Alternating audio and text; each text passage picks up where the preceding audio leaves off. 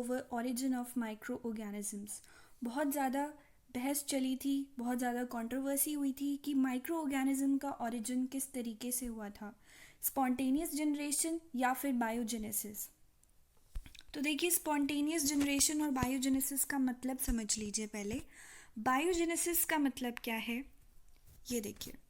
Biogenesis का मतलब होता है, लोग ये मानते थे कि जो लिविंग थिंग्स हैं, जितने भी लिविंग थिंग्स हैं, वो पुराने लिविंग थिंग्स से आए हैं, पिछले प्रीवियस लिविंग थिंग्स से आए हैं, राइट। तो बायोजेनेसिस क्या कहता है कि जितने भी लिविंग थिंग्स हैं वो प्रीवियस वन लिविंग थिंग्स से आए हैं। तो बिफोर 17th सेंचुरी ये सब मानते थे लोग कि जो लिविंग थिंग्स हैं वो नॉन लिविंग थिंग्स से आए हैं, और उसी को हम क्या कहते थे, स्पॉन्टेनियस जनरेशन। तो बायोजेनेसिस और स्पॉन्टेनियस जनरेशन दोनों बहुत ही अलग एस्पेक्ट्स हैं, दोनों में डिफरेंस ही यही है कि बायोजेनेसिस ये बोलता है कि भाई जितनी भी लिविंग चीज़ें हैं वो लिविंग चीज़ों से ही उत्पन्न हुई हैं, उन्हीं से अराइज हुई हैं। लेकिन स्पॉन्टेनियस जनरेशन क्या बोलता है कि जो लिविंग चीज़ें हैं वो नॉन लिविंग चीज़ों से आई हैं। बहुत सारी सेंचुरीज तक लोग ये एक्सेप्ट करते रहे कि भाई स्पॉन्टेनियस जनरेशन ही सबसे करेक्ट वे है कि लाइफ कैसे ओरिजिनेट हुई है, तो वो नॉन लिविंग थिंग्स से ओरिजिनेट हुई है, सडन अपीयरेंस हो चुका है ऑर्गेनिजम्स का। लोग ये मानते थे कि अगर आप, वही बात होगी, मतलब उस टाइम पे लोग ये मानते थे कि अगर आप एक कमरे में गेहूं के दाने रख देते हैं तो चूहे अपने आप आ जाते हैं। तो उनका ये मानना था कि गेहूं के दानों से चूहे आ गए। तो ऐसा तो पॉसिबल नहीं होता है, बट उस टाइम पे वो लोग ये मानते थे। और इसका एग्जाम्पल एक ये भी है कि लोग मानते थे कि मैगट्स जो हैं वो मीट के ऊपर अपने आप आ जाते हैं, और चूहे ग्रेन से अपने आप आ जाते हैं, गेहूँ फेंक दो और चूहे अपने आप आ जाएंगे। और जो गोबर है, जो डंग है, उस पर बीटल्स अपने आप आ जाती हैं। और पॉन्ड अगर आपके पास बना हुआ है, बारिश आई, एक गड्ढा है, उसमें पॉन्ड बन चुका है, बारिश का पानी भर के पॉन्ड बन चुका है, तो लोग मानते थे कि फिशेस अपने आप ही वहाँ पे आ गई, स्पॉन्टेनियसली, अपने आप एक सडन अपीयरेंस हो गया। बल्कि ये तो पॉसिबल नहीं होता है, राइट। अब देखिए कैसे फाइट हो रही है साइंटिस्ट के बीच में, कोई कुछ कह रहा है, कोई कुछ कह रहा है, तो उन्हीं की बहस जो है वो हमें यहाँ पर डिस्कस करनी है। तो सबसे पहले जो साइंटिस्ट आए वो थे फ्रांसिस्को रेडी। तो 17th सेंचुरी में इटली के साइंटिस्ट फ्रांसिस्को रेडी ने ये देखा, वो किसके बारे में स्टडी कर रहे थे, वो different developmental forms of flies के बारे में डिस्कस कर रहे थे। और उन्होंने देखा कि बहुत छोटे छोटे वर्म लाइक मैगट्स जो हैं वो किस में चेंज होते हैं, ओवल केसेस में चेंज होते हैं, और फाइनली उसमें से फ्लाइज अराइज होती हैं। तो ये अलग चीज़ हो गई कि वो उनकी डेवलपमेंट कैसे होती है। जैसे सिल्क वॉर्म होता है, वो धीरे धीरे अपने कुकून से बाहर आता है, राइट। तो फ्लाइज की ये बात हो गई। तो उन्होंने ऑब्ज़र्व किया कि मैगट्स जो थे वो कैसे अपीयर हो रहे थे, वो वहीं पे अपीयर हो रहे थे जहाँ पे अडल्ट फ्लाई पहले लैंड हो चुकी थी। देखो, आपको इन थ्योरी वाली चीज़ों से कुछ समझ नहीं आएगा, मैं डायरेक्ट आपको डायग्राम पे लेके चलती हूँ, फिर आपको समझ आएगा। तो फ्रांसिस्को रेडी ने क्या एक्सपेरिमेंट करा था, तो उन्होंने 3 जार्स लिए थे, 3 कांच के डब्बे लिए थे। तो हम अब इनको जूम कर करके देखेंगे कि उन्होंने क्या करा था। देखिए, पहले जार के अंदर उन्होंने मीट का टुकड़ा लिया, ये देखिए ये मीट का टुकड़ा है, this is a piece of meat. उन्होंने उस जार को खुला छोड़ दिया, ठीक है, उन्होंने उसको किसी चीज़ से कवर नहीं किया, उसको ओपन रहने दिया। एंड व्हाट ही सॉ, जब वो जार ओपन छोड़ दिया गया तो उन्होंने देखा कि मैगट्स वहाँ पे डेवलप हो चुके हैं। अच्छा, अब ये मैगट्स क्या चीज़ होती है भाई, मैगट्स का मतलब होता है जो हाउस फ्लाई का लार्वा होता है ना, उसी को हम मैगट्स बोलते हैं, ठीक है। हाउस फ्लाई को, लार्वा को हम मैगट्स बोलते हैं। तो क्या हुआ कि जार 1 के अंदर उन्होंने ऐसे ही ओपन, लेफ्ट ओपन, उसको बिल्कुल किसी चीज़ से ढका नहीं, तो उन्होंने देखा कि वहाँ पर मैगट्स डेवलप हुए, राइट, वहाँ पे मैगट्स डेवलप हुए, इन्होंने यहाँ पे मैगट्स देखे। तो मैगेट्स आए कहाँ से? क्योंकि वहाँ पे मक्खियाँ पहले ही अंडे दे चुकी थी उस मीट के ऊपर, इस वजह से वहाँ पे मैगेट्स दिखाई दिए। ठीक है, तो उन्होंने देखा कि ये देखो ये फ्लाइज हैं, इन्होंने अंडे दिए जिसकी वजह से वहाँ पे मैगेट्स दिखाई दिए।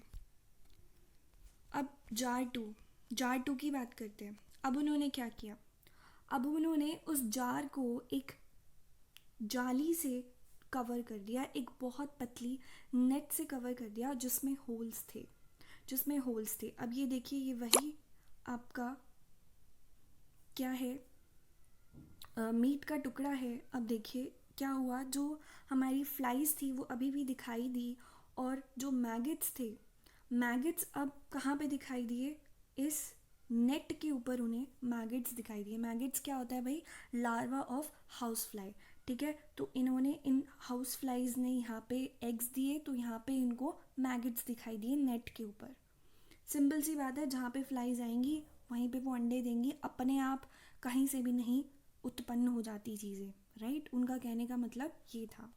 अब तीसरा जाल उन्होंने बिल्कुल सील कर दिया, बिल्कुल टाइटली सील कर दिया कि कोई भी जो मक्खी है वो अंदर ना घुस पाए और वो अपने अंडे अंदर ना ले कर पाए।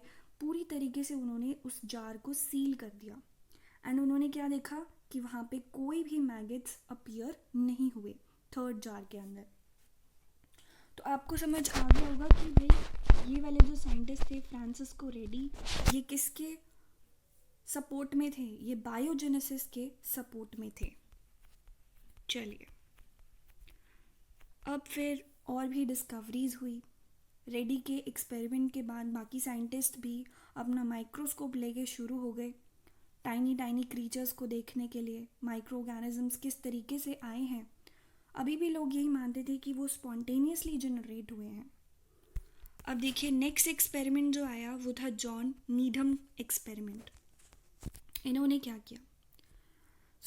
उन्होंने एक्सपेरिमेंट किया रेडी को टैकल करने के लिए। भाई रेडी ने, जो साइंटिस्ट रेडी थे, उन्होंने जो बताया, क्योंकि वो तो बायोजेनेसिस के सपोर्ट में थे, तो उनको अपोज करने के लिए उन्होंने एक एक्सपेरिमेंट किया। क्योंकि ये जो जॉन नीडम साइंटिस्ट थे वो किसके सपोर्ट में थे? वो स्पॉन्टेनियस जनरेशन के सपोर्ट में थे। तो उन्होंने क्या किया? He sealed a bottle of gravy. उन्होंने एक ग्रेवी की बॉटल को सील कर दिया एंड उसको हीट करा। एंड उन्होंने ये बोला कि हीट करने से क्या हुआ कि सारे के सारे जो भी लिविंग थिंग्स थे उस ग्रेवी के अंदर वो किल हो गए थे, राइट? सो उन्होंने क्या किया? यू कैन सी हियर, हम यहाँ से ऐसे समझ सकते कि उन्होंने एक ऐसे करके एक जार लिया, उसके अंदर क्या थी भाई? उसके अंदर ग्रेवी थी। एंड उस ग्रेवी को उन्होंने क्या कर दिया? हीट कर दिया। और हीट करने से उन्होंने बोला कि उसके अंदर जो भी माइक्रो ऑर्गेनिजम्स थे वो किल हो गए। ठीक है, वो किल हो गए, उनका कहना ये था। अब थोड़े दिनों बाद जब उन्होंने देखा तो उस बॉटल के अंदर उन्होंने टाइनी टाइनी एनिमल्स देखे, क्रीचर्स देखे, यानी कि उन्होंने माइक्रो ऑर्गेनिजम्स देखे उसके अंदर। तो अब उन्होंने क्या कंक्लूजन निकाला कि भैया जो माइक्रो ऑर्गेनिजम्स है ना वो स्पॉन्टेनियसली आ रहे हैं, एकदम से आ गए। क्योंकि जितने भी माइक्रो ऑर्गेनिजम्स थे पहले वाले वो तो मैंने हीट करके मार दिए थे, अब ये तो अपने आप आ चुके हैं। चलिए, नेक्स्ट एक्सपेरिमेंट है स्पेलेंज़नी का एक्सपेरिमेंट। स्पेलेंज़नी साइंटिस्ट जो थे, इन्होंने नीडम को अपोज करने के लिए, अब ये जो थे स्पेलेंज़नी, ये बायोजेनेसिस के सपोर्ट में थे। यानी कि इनका कहना था कि जो लिविंग ऑर्गेनिजम्स हैं वो प्रीवियस लिविंग ऑर्गेनिज्म से ही अराइज हुए हैं, राइट? सो इन्होंने क्या किया? इन्होंने जार लिया, ठीक है, उसमें ग्रेवी ली, ब्रॉथ लिया, ब्रॉथ का मतलब होता है भूसा, ठीक है। तो उन्होंने उस जार के अंदर ग्रेवी लेके उसको हीट करा, अच्छे से उसको हीट करा, उसको फिर ठंडा होने के लिए रख दिया। उसके बाद उन्होंने वेट करा एंड ही सॉ कि वहाँ पे ग्रोथ हो गई थी माइक्रो ऑर्गेनिजम्स की। ये देखिए, ये क्या हो चुकी थी? यहाँ पे माइक्रो ऑर्गेनिजम्स की ग्रोथ हो चुकी थी। अब उन्होंने क्या किया? अब उन्होंने फिर से हीट करा, बट इस बारी उन्होंने उस फ्लास्क को सील कर दिया। राइट। सो उन्होंने अब इस फ्लास्क को क्या कर दिया, उन्होंने इस फ्लास्क को अब सील कर दिया, एंड सील करने के बाद उन्होंने वेट करा तो वहाँ पे कोई ग्रोथ नहीं हो रही थी माइक्रो ऑर्गेनिजम्स की। बट जैसे ही उन्होंने ढक्कन खोला तो टू देयर सरप्राइज वहाँ पे माइक्रो ऑर्गेनिजम्स की ग्रोथ हो गई। सो उन्होंने कंक्लूजन क्या निकाला कि माइक्रो ऑर्गेनिजम्स कहाँ से आ रहे हैं, अपने आप नहीं आ रहे भैया, जॉन नीडम तो गलत है, ये अपने आप नहीं आ रहे हैं, ये हवा में माइक्रो ऑर्गेनिजम्स हैं और हवा से वो माइक्रो ऑर्गेनिज्म बॉटल के अंदर घुस चुके हैं और वही फिर आगे अपनी जनरेशन बनाते हैं। ठीक है भाई। अब सबसे ज़्यादा इम्पॉर्टेंट एक्सपेरिमेंट जिसने इस बहसबाजी को, कंट्रोवर्सी को समाप्त कर दिया था, जिनकी वजह से ये बहस ख़त्म हो चुकी थी, जो कन्फ्यूजन थी कि माइक्रो ऑर्गेनिज्म का ओरिजिन स्पॉन्टेनियस जनरेशन से हुआ है या बायोजेनेसिस से हुआ है, तो इनकी वजह से वो कंट्रोवर्सी ख़त्म हो चुकी थी। And he is Pasteur, Louis Pasteur. So इनका experiment is one of the most important experiment जो आपको पढ़ना है। चलिए सीधा डायग्राम पे आते हैं। तो उन्होंने क्या किया,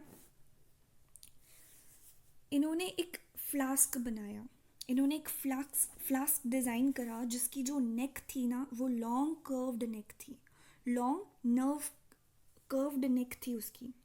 ठीक है। उस फ्लास्क को उन्होंने एयर में ही रहने दिया। ठीक है। ओपनली उनको एयर में रखा, बट माइक्रो ऑर्गेनिज्म उस एयर से उस कर्व्ड नेक की वजह से अंदर नहीं घुस पाएंगे। इस तरीके से उन्होंने डिज़ाइन किया था। ये देखो, ये कर्व्ड नेक है तो ओपन तो है ये, बट जो माइक्रो ऑर्गेनिजम्स हैं वो अंदर एंटर नहीं कर पाएंगे। इस तरीके से ये डिज़ाइन किया गया था। तो उन्होंने क्या किया, उन्होंने ब्रॉथ को बॉईल किया ताकि उसके अंदर जो भी माइक्रो ऑर्गेनिजम्स हैं वो किल हो जाए। फिर उन्होंने 1 साल तक वेट करा, लेकिन उस ब्रॉथ में कोई माइक्रो ऑर्गेनिजम्स नहीं थे, कोई माइक्रो ऑर्गेनिजम्स की ग्रोथ नहीं हुई। बट जैसे ही उन्होंने इस कर्व्ड नेक को तोड़ दिया, इसको रिमूव कर दिया, उसके बाद जादू होता है एकदम से, like with in a few days, एक दिन के अंदर ही, आप कह सकते हो एक दिन के अंदर ही उन्होंने देखा कि वो जो उनका फ्लास्क था वो भर चुका था माइक्रो ऑर्गेनिज्म से। इतनी ज़्यादा ग्रोथ हो चुकी थी, इतनी ज़्यादा। तो उन्होंने क्लियरली ये शो करा कि माइक्रो ऑर्गेनिजम्स जो थे वो फ्लास्क में एंटर कर जाते हैं थ्रू एयर। सो उनके काम ने, उनके एक्सपेरिमेंट ने बाकी के साइंटिस्ट को भी कन्विंस कर दिया कि स्पॉन्टेनियस जनरेशन करेक्ट नहीं है, बायोजेनेसिस करेक्ट है। बायोजेनेसिस का मतलब कि जितने भी लिविंग ऑर्गेनिजम्स हैं वो अदर लिविंग थिंग्स से ओरिजिनेट होते हैं। तो उन्होंने देखा कि कोई ग्रोथ नहीं हुई जब उन्होंने फ्लास्क को एक्सपोज करा एयर के अंदर, क्योंकि डस्ट और जर्म्स जो है वो उसकी वॉल पे ट्रैप हो गए। बट जैसे ही उन्होंने नेक को ब्रेक करा, इस फ्लास्क की कर्व्ड नेक को ब्रेक करा, तो वहाँ पे माइक्रो ऑर्गेनिजम्स की ग्रोथ भर भर के होने लगी। तो उन्होंने इस कंट्रोवर्सी को सॉल्व कर दिया।